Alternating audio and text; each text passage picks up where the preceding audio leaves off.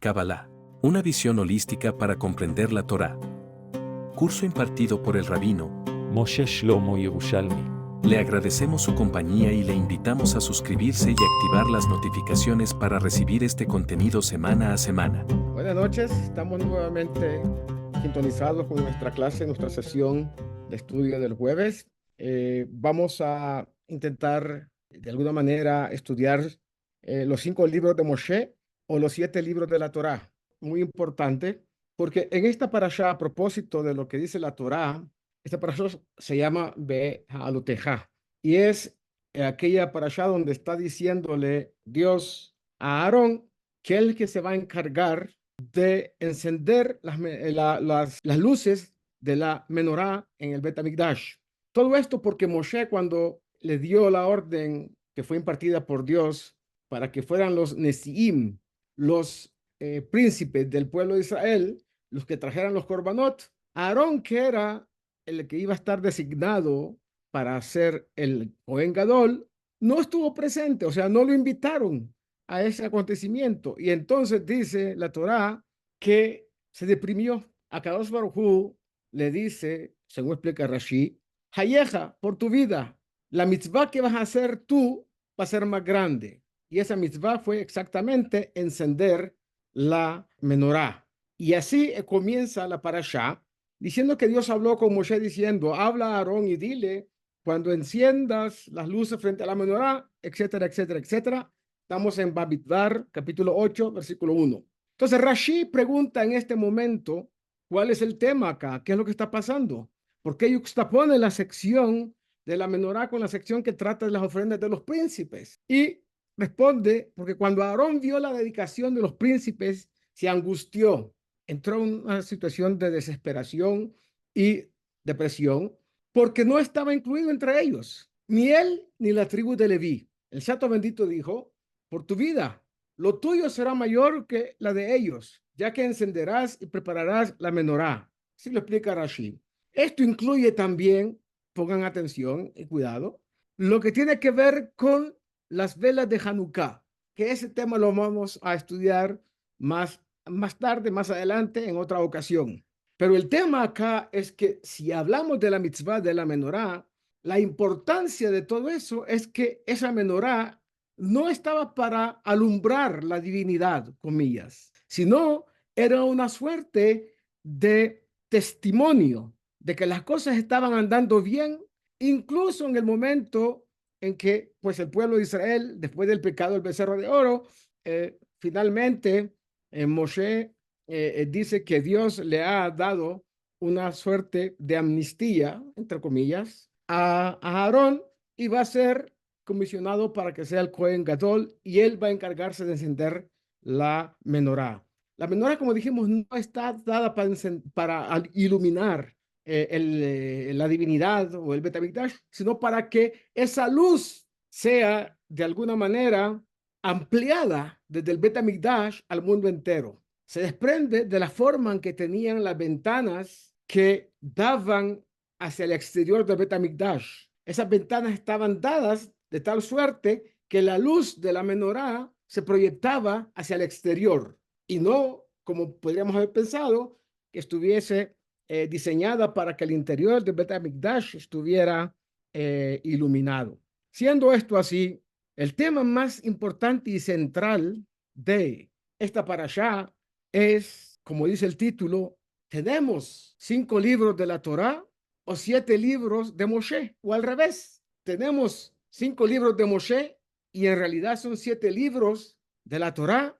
Pongamos cuidado en esto porque es importante. Cuando el arca avanzó, Moshe dijo, levántate eterno y sean esparcidos tus enemigos y los que te odian huyan de tu presencia. Está en el libro de Bamidbar, capítulo 10, versículo 35. Estas palabras son familiares para nosotros en las sinagogas, porque cuando se abre el Aarón HaKodesh y sacamos el Sefer Torah, lo decimos, lo recitamos. Kuma Adonai, Viafut soy veja, Vianunzo mi paneja, ¿sí?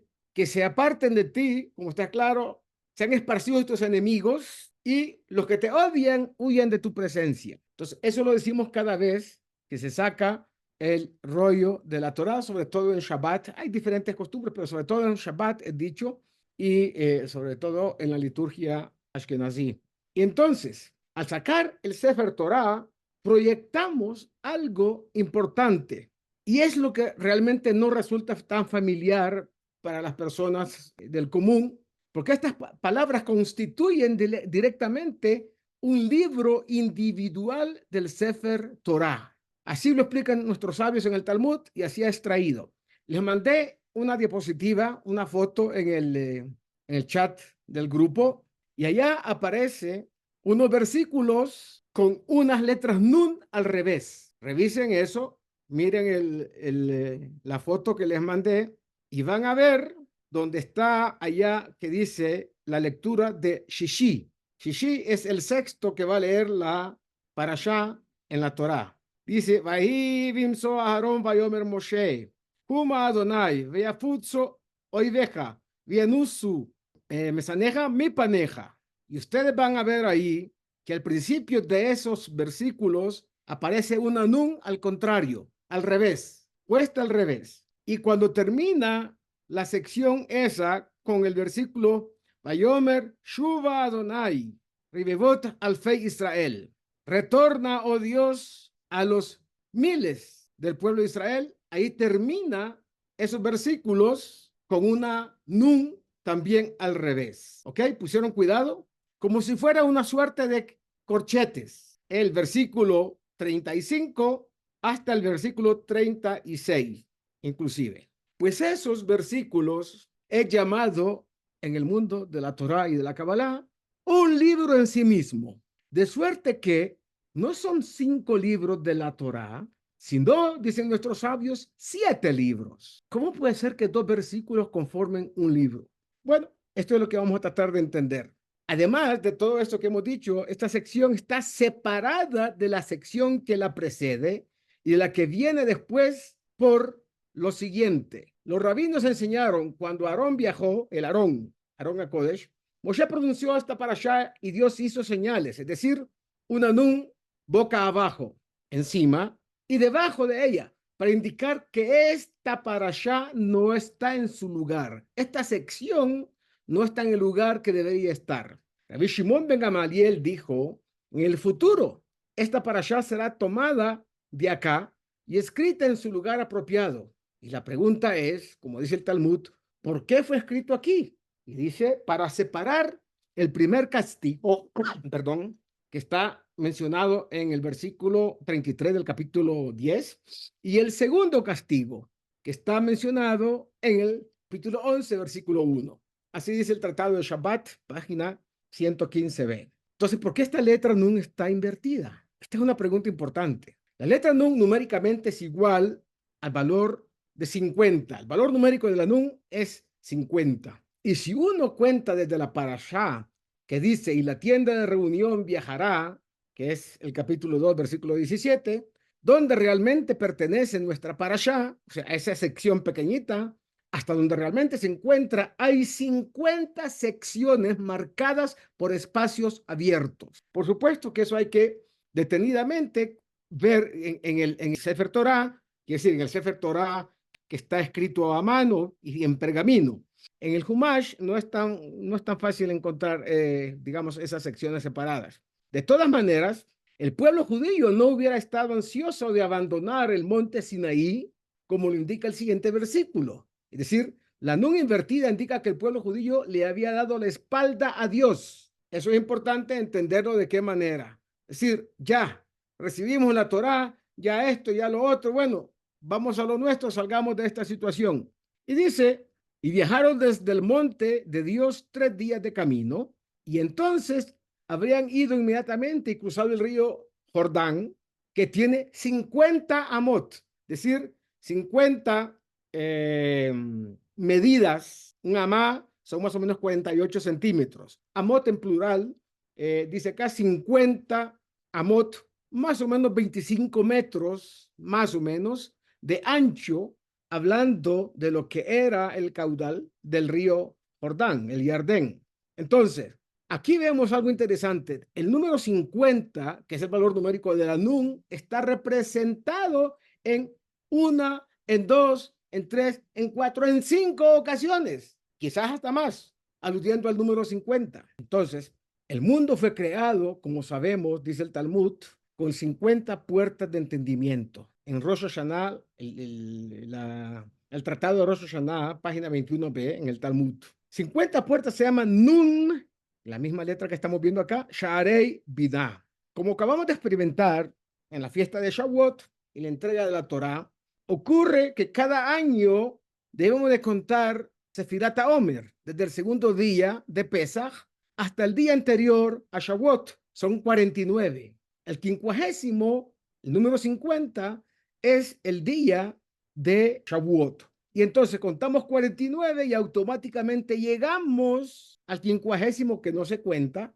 que es Shavuot. Y como hemos mencionado en algunas ocasiones anteriores, es un número que, igual al número 8, alude a una realidad sobrenatural, una en la que Dios trata con el pueblo hebreo y con aquellos que no son idólatras por encima de la naturaleza, realizando milagros a nombre nuestro, es decir, a favor nuestro. Las 50 puertas también pueden verse como 50 peldaños en una escalera espiritual e intelectual que abarca la distancia entre nuestro nivel más bajo del alma, que se llama Nefesh, como sabemos. Tenemos Nefesh, Ruach, Neshama, Hayah y Yehidah.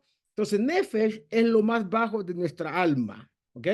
Entonces, partimos de nuestro propio Nefesh y el nivel superior, que se llama Neshama.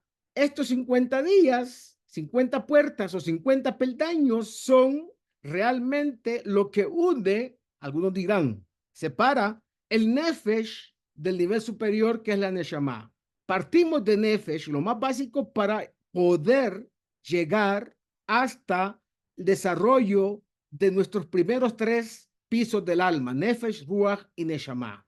Entonces, la Neshama, que se dice que es una suerte de prosdor, pasadizo, para llegar ni más ni menos que a estar conectado con la presencia y la inteligencia divina. Por lo tanto, las 50 puertas son umbrales espirituales que uno debe cruzar en el camino hacia una relación cada vez más sublime con el Creador.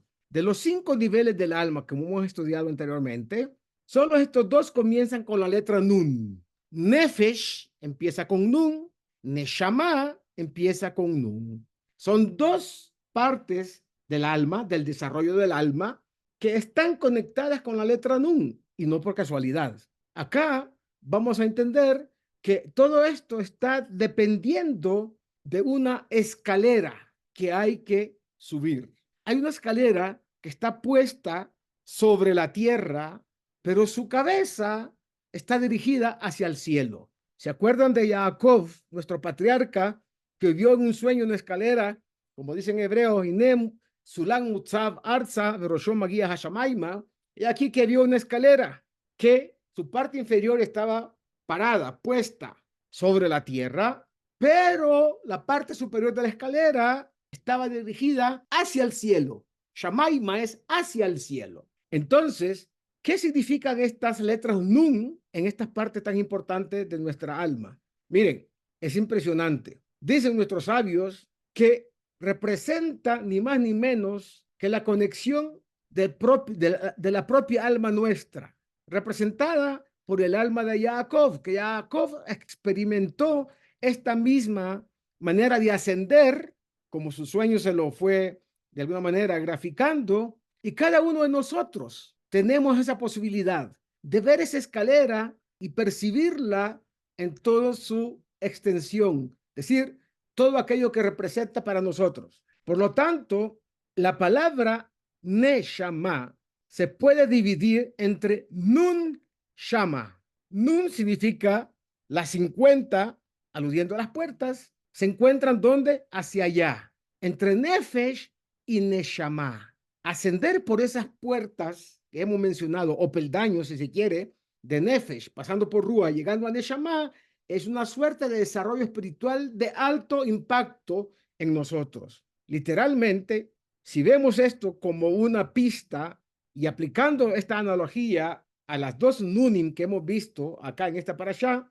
llegamos a la siguiente explicación. Durante 50 días, mientras el pueblo judío viajaba al monte Sinaí, habían subido esa escalera, algunos conscientemente, otros no tanto. Y esa escalera fue realmente una suerte de etapa en el camino hacia la perfección espiritual para poder recibir la Torá. Sin embargo, y por eso que contamos nosotros Sefirat HaOmer, 50, 49, el 50 es ya de manera automática y entonces llegamos a los 50. Entonces, llegando el pueblo de Israel hacia ese punto de perfección y recibir la Torá, después de un año y del incidente del becerro de oro, se había marchado con una salida poco elegante. El pueblo de Israel llegó a la cúspide de algo importante, pero sus acciones no consecuentes y de hecho contrarias a la Torá, cuando se dejaron arrastrar por Erev Rav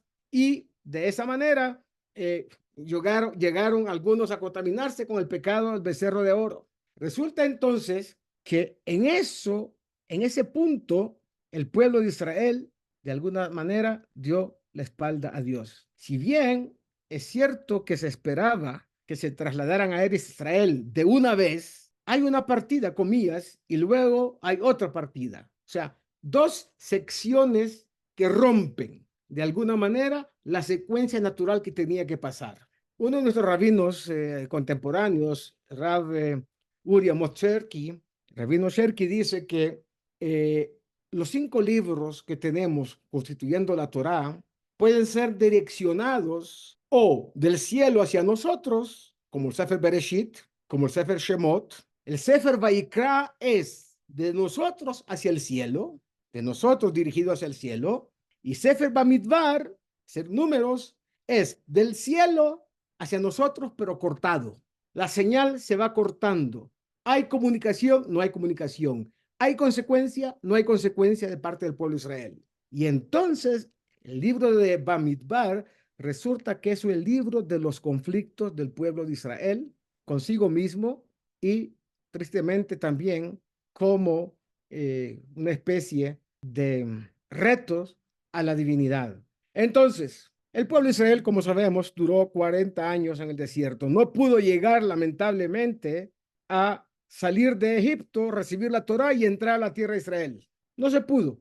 La experiencia que tuvieron allá no les permitió desarrollar su alma tan profundamente para tener el mérito de llegar a la tierra de Israel de manera directa. Y luego está la partida en la que la persona está ansiosa de abandonar el lugar en el que se encuentra. Esto es, cuando hay un cortocircuito o una interrupción de la señal de conexión entre lo divino y lo humano, la persona cambia físicamente de lugar. Se fueron del monte Sinaí, pero espiritualmente permanece para siempre apegada al lugar que dejó atrás, llevando la experiencia consigo allá donde viaja. Y hay otro punto de partida, en la que la persona está tan ansiosa de abandonar el lugar en el que se encuentra, como le pasó al pueblo de Israel allá, actualmente, que aunque todavía no se ha ido físicamente, mentalmente ya está en otro sitio, ya se fue del lugar.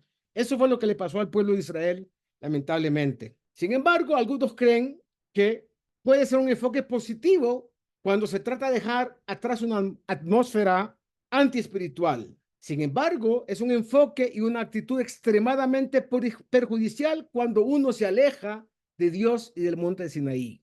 En otras palabras, si la intención del pueblo de Israel hubiera sido aterrizar la experiencia del monte Sinaí para que le sirviera de bagaje espiritual en su viaje hacia la tierra de Israel, abandonar ese sitio no tendría ningún problema. Estaban frente a lo que se llamaba Har HaElohim, el monte Sinaí. Abandonaron, se fueron. Pero si la experiencia los hubiera acompañado permanentemente, hubieran llegado sin ningún problema a la tierra de Israel.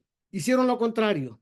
Ansiaban irse de allá, pero olvidar de alguna manera, algunos dicen queriendo aterrizar esa experiencia en la vida cotidiana, que no es que no sea correcto hacerlo, sino la manera como hay que hacerlo. Por lo tanto, la nun invertida está indicando que cuando el pueblo judío salió del Har Sinai, habían estado descendiendo por la escalera, no ascendiéndola. ascendieron, pero no siguieron subiendo. Llegaron, dieron media vuelta y bajaron, sin que ellos tuvieran conciencia de eso. ¿Por qué? Al darle la espalda a Dios, al dejarse influir demasiado por las situaciones mundanas, hicieron que hicieran media vuelta, dándole la espalda figurativamente a Dios. Por lo tanto, la nun invertida está indicando que cuando el pueblo judío salió del monte Sinaí, habían estado descendiendo por la escalera, no ascendiéndola. Y es por esa razón que todos los problemas que están a punto de ocurrir en las próximas parashot, que los vamos a estudiar y ver, de hecho suceden literalmente por esa situación. En la vida no siempre se trata de si todavía estamos o no en la escalera, sino, como lo dijo muy bien el Alter Rebbe, Rabbi Shlomo Zalman de Leadi, el primer Rebbe de Lubavitch, hizo una pregunta a sus alumnos. Vemos una escalera y en esa escalera están dos personas. Una está en el penúltimo peldaño, casi llegando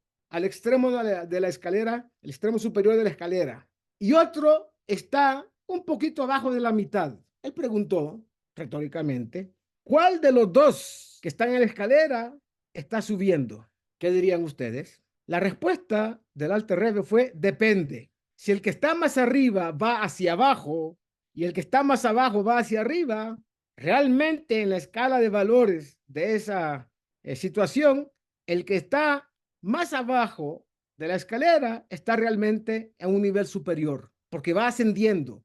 El otro viene hacia abajo. Todo esto, señores, señoras, influyó negativamente incluso en la relación entre Moshe, su hermana y sus diferentes, Moshe y su esposa, su pareja Tzipora, Miriam y su pareja, y por supuesto Aarón y su pareja. Influyó negativamente incluso en ellos. Y también, si en ellos influyó mal, por supuesto, en el pueblo de Israel también. Viene acá y ocurre algo que aparentemente está fuera de contexto de lo que hemos estudiado. Dijo Dios a Moshe, reúneme a 70 ancianos de Israel, que tú sabes que son ancianos del pueblo, y sus ayudantes, alguaciles, y tráelos a la tienda de reunión y déjalos estar ahí contigo. Bajaré y hablaré ahí con vosotros. Esto lo está diciendo Dios a Moshe. Y salvaré algo del espíritu que reposa sobre vosotros y lo pondré sobre ellos. Algo del espíritu que reposa en Moshe, en Aarón, en Miriam, que eran profetas, los va a poner también en el grupo de 70 ancianos. En unas palabras más concisas, democratizó Hashem este conocimiento de la profecía a ciertas personas que eran dignas. ¿Por qué recibieron esta dignidad ellos? La recibieron porque fueron los primeros, dicen nuestros sabios, estos 70 personas que intentaron salvar espiritualmente y también, en algunos casos, materialmente al pueblo de Israel, sin importarles cuál sería el resultado a nivel personal de cada uno de ellos. Esto es una lección importante para la vida, dicen nuestros sabios. ¿Por qué? Porque esta parashá demuestra que un mundo gobernado por Dios, lo único que vale la pena es estar en consonancia, en sintonía, sincronizados con la divinidad. No vale ningún tema que a principio parezca negativo para nosotros. Al final, en el mañana, Dios arreglará las cosas y tendrá memoria impecable de lo que hemos hecho en el pasado. Si fueron cosas buenas, entonces la memoria de la divinidad hará cosas buenas y nos recompensará, comillas, con resultados positivos. El día en que se eligieron los 70 ancianos fue un día de gran celebración para el pueblo judío. Todos se habían reunido para lo que fuera una ceremonia enorme, bella, de inauguración, incluida, por supuesto, la hermana de Moshe, Miriam, quien al ver las festividades comentó: cuán afortunadas son las esposas de estos ancianos, a quienes se les ha concedido la profecía. Zipora, la propia esposa de Moshe, que también estaba ahí presente, dijo el siguiente comentario: todo lo contrario, serán muy infelices esas esposas, porque ahora sus maridos estarán separados de ellas permanentemente. Así explica Rashi. ¿Qué quiso decir? Quiso decir que esa situación que le dio el pueblo de Israel la espalda a Dios mismo y que en vez de subir en las escaleras hacia arriba, dieron la media vuelta y descendieron sin proponérselo quizás, pero ocurrió, hizo que la profecía fuera repartida entre otras personas. ¿Para qué? Primero, para que mayor cantidad de personas estén conectadas con lo que es la voluntad divina y lo que es el mensaje divino. Por lo tanto, iba a garantizar que esos sabios, estando como de alguna manera asistentes de Moshe, le permitieran tener una conexión más humana quizás con el resto del pueblo de Israel, pero al mismo tiempo descargando esa pesada carga que tenía de ser el único que estaba, y como se dice, sobre sus hombros, moviendo el destino del pueblo de Israel. Por lo tanto, y aquí es lo que es importante, la conclusión. Todo esto no está fuera de contexto de lo que estudiamos al principio. Aunque Miriam se había equivocado porque habló mal, habló Lashon Hara acerca de su hermano cuando supo que había abandonado, comillas, a Tzipora, la esposa, Moshe, no por voluntad propia. Si cuando recibimos la Torá, le dijo Moshe, tuvimos que estar separados 3 días de nuestras propias parejas, yo que estoy permanentemente conectado con la presencia divina, no con más razón que debo estar listo, preparado y separado de la parte, comillas, animal, que es la convivencia, comillas, ¿no? Siempre lo digo así, que es la convivencia en el mundo material, en pareja, en familia, etc. Por eso, cuando Miriam dijo lo que dijo sobre Moshe, queriendo decir, bueno, Moshe es profeta igual que nosotros, y nosotros no tenemos que separarnos de nuestras vidas materiales. ¿Por qué lo hace él?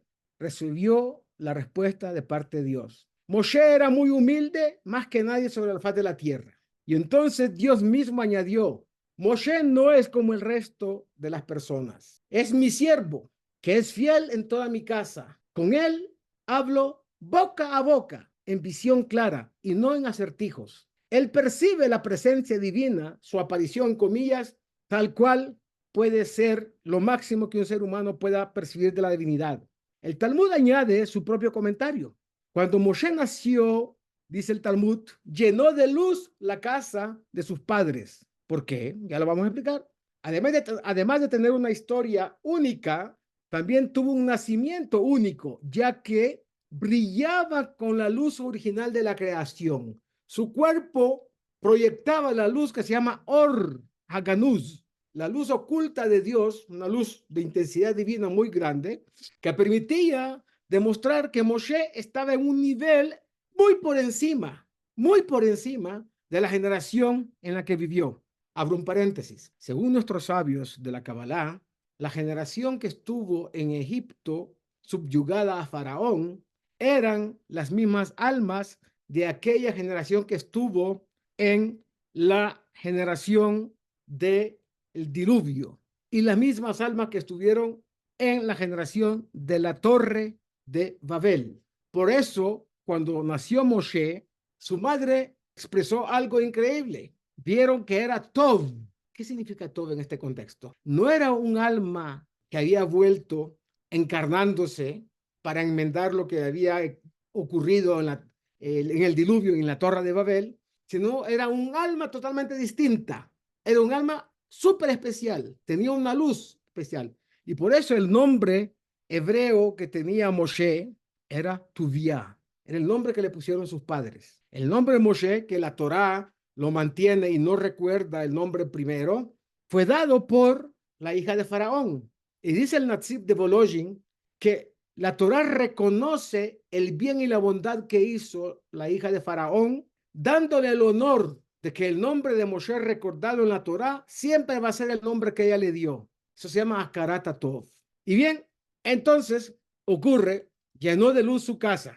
Por eso, desde el principio, Moshe fue único en todos los sentidos. Además de tener una historia única, también hemos dicho, su nacimiento fue único. El mundo fue creado con 50 puertas de entendimiento, 49 de las cuales fueron dadas a Moshe desde su nacimiento. Increíble, ¿no? Que desde que nació, llegó y fue superando y fue adquiriendo peldaño por peldaño hasta llegar a la última, la 50ª. Eso está escrito en el Tratado de Rosh Hashanah, página 21b.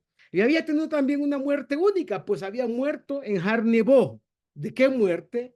Lo que llaman Mitat Neshika, un beso de Dios, un beso, comillas, es figurativo, donde a través de ese beso se sustrajo el alma de Moshe. Y así murió. Quiere decir, sin dolor, sin pena, sin ningún sufrimiento. ¿Y en dónde fue que él murió? Escuchen esto, en el Har Nebo, en un monte que se llamaba el Monte Nebo. El Monte Nebo se puede dividir la palabra Nebo en 2 o hasta 3 palabras o frases. Nebo es Nun, que alude a los 50, Bo. Las 50 de las puertas del entendimiento estaban en él. La palabra Bo significa en él. Bi significa en mí. Bo significa en él. Entonces, Har Nebo es Nun Bo, que significa literalmente 50 están dentro de él, queriendo decir que a su muerte había cruzado el umbral final de la puerta 50ª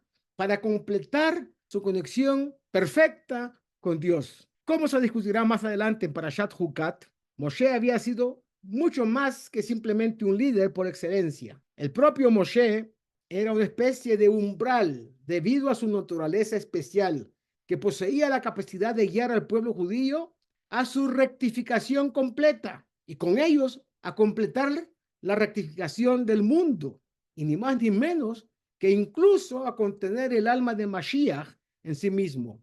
De hecho, según la Kabbalah, cuando llegue Mashiach, este finalmente tendrá el alma de Moshe dentro de sí.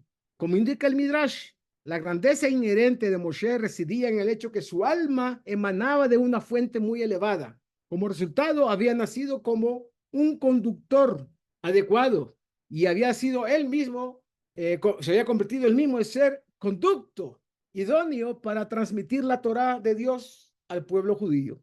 Una tarea que teóricamente hablando debería ser imposible de realizar. Sin embargo, Moshe sí lo hizo. Por esta razón, la Torá lo llama a lo que él entregó como legado Torat Moshe, la Torá de Moshe, porque es la palabra de Dios que había descendido al hombre a través del profeta Moshe, el siervo más fiel en la casa de Dios, según el Talmud, como está escrito en el Talmud Yerushalmi. Incluso las preguntas que los niños hacen hoy en día en los Hedarim, donde están con los Melamdim, los rabinos que están enseñando a esos niños, todas esas preguntas fueron también reveladas las respuestas a Moshe.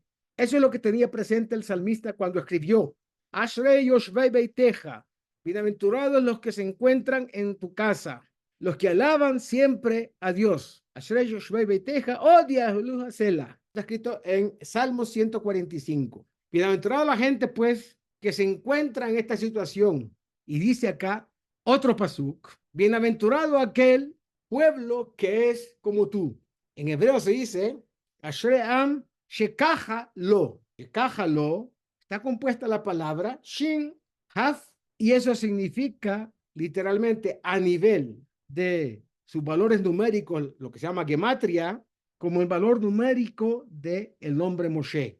Por ejemplo, la Shin es 300, la Kaf es 20, la otra Kaf 20 y por último la letra Hei, 345 como el nombre de Moshe, que también es el mismo valor numérico de la palabra Hashem, el nombre. Entonces, literalmente, esta alusión a la luz primordial de la creación con la que fue dotado Moshe y que emanó y compartió a través de la Torá, el número de horas que estuvo esa luz antes de que Dios la tomara y la escondiera, fueron 36 horas. Y ahí la palabra Nun Bo. El número 36 en hebreo se escribe, como lo mencioné anteriormente, Lamed Vav, Ashrei Am Shekaja Lo, Lamed Vav. Ese es un pueblo que tuvo el mérito de que Moshe, que tenía la luz, Ora Ganús, dentro de sí, tuviera el mérito del pueblo de Israel de ser guiado por alguien como el profeta Moshe. Ashrei Am Shekaja Lo. Entonces, esas letras Lamed Vav son las 36 horas que estuvo brillando la luz divina, que fue después guardada para los adiginos en el futuro. Entonces, esta es una idea adicional en la que hay que pensar muy bien cuando uno dice una oración, porque cuando rezamos 3 veces al día, 3, sobre todo en Shaharit y Minjá, el Salmo 145 es dicho 3 veces. Ashrei am shekach lo, ashrei am Hashem Elokav. Ashrei yoshvei beiteja, od yalon hasela. Todo eso está conectado. ¿Qué significan al final del cuento esas dos nunim?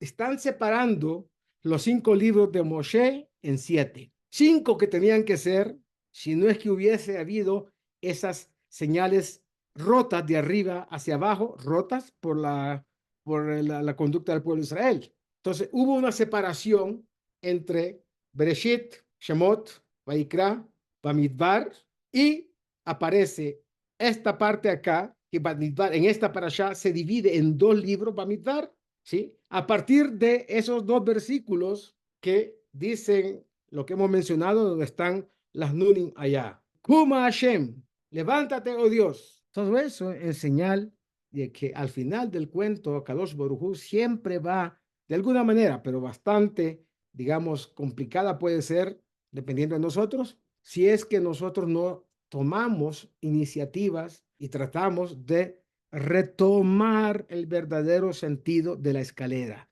No es hacia abajo, es hacia arriba. Con esto hemos terminado esta parte. Si ustedes tienen alguna pregunta, con mucho gusto la vamos a contestar. Supuestamente en los nombres de Dios, el nombre de Moshe, Mem, Hei, Shin, se usa como de sanación. ¿Usted pudiera comentar algo al respecto? Sí, sí, sí. Hay un nombre que básicamente así es, está escrito en los 72 nombres divinos. Es un nombre, tal como lo definiste, están esas letras exactamente, en un orden diferente, pero están ahí. Entonces, meditar en esas letras y leer, y eso lo vamos a estudiar un poquito más adelante, y leer el salmo donde esas letras están conectadas permanentemente, nos va a permitir una conexión con Rofé Olam, es decir, el médico del mundo, el médico de las personas, que no es otro que Dios. Por eso cuando decimos en la bendición de la Amidá, decimos una bendición muy, muy bonita, bendición de la salud. Ahorita te la digo cuál es. Rafaeno Hashem Benerafe, cúranos, oh Dios, y seremos curados. Oshieno Benibashea, sálvanos y seremos salvos. Ki Tehelateno Ata, porque tú eres nuestra fuente de Tejilá, es decir, de alabanzas y bendiciones. Vejale aruja umarpe lejol tajaluenu, y haz que suba y sea de alguna manera organizada nuestra curación, la curación de todos nuestros males y todo aquello que nos causa dolor y todo aquello que nos ha sido dado como un golpe a nuestra salud. Kiel Rofer Rahman Beneeman Ata, porque tú eres un Dios Rahman, misericordioso y fiel. Baruch Ata Hashem, Rofer Jole Amo Israel. Bendito eres tú, Dios, el sanador del pueblo de Israel. Está conectado justamente con ese nombre que estás diciendo, que en su momento, Dios mediante, terminamos uno de los apartes que estamos estudiando todavía, y luego vamos a hacer un estudio detallado del nombre de Dios de 72 letras. Claro que sí. Kabbalah, una visión holística para comprender la Torá. Curso impartido por el rabino Moshe Shlomo Yerushalmi. Le agradecemos su compañía y le invitamos a suscribirse y activar las notificaciones para recibir este contenido semana a semana. Nuevamente, muchas gracias. Shalom.